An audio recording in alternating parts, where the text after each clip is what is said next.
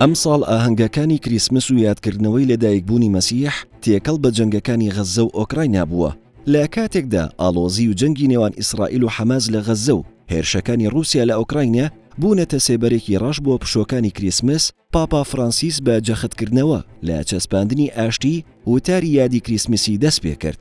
پاپا لە پەیامەکەیدا دەڵێ دڵمان لە بەیت لەحمە، لەوێ شازادی ئاشتی جارێکی دیکە لەلایەن لۆژیکی نەزۆکی جەنگەوە ڕەت کرایەوە.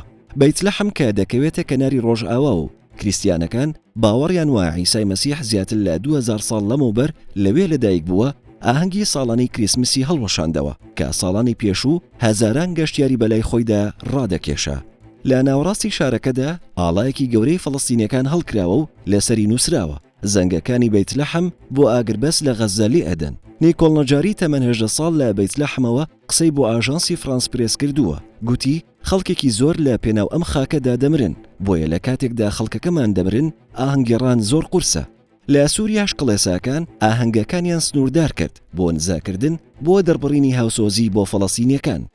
لە ئۆکرایناش بۆ یەکەمین جار لە دوای ساڵی 1970ەوە ئاهەنگی کریسمس لە 25 مانگی 12دا دەگەڕدرێت لە بری 7 مانگی 1 کە رووسیا دیاری کردووە بۆ ئاهەنگەکانی کریسمس.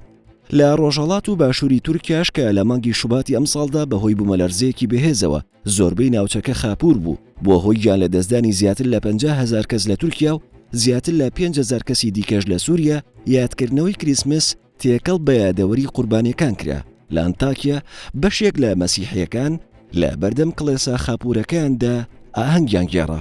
وهبیتە دراسەگڵی تەمەن 55 ساڵ کە خێزانەکەی و دوان لە منداڵەکانی لە بوومەلەرزەکەدا گیانە لە دەستدا گوتی گرنگە بۆ ئێمە ئاهەنگ بۆ لەدایکبوونی عیسای مەسیح بگێڕین.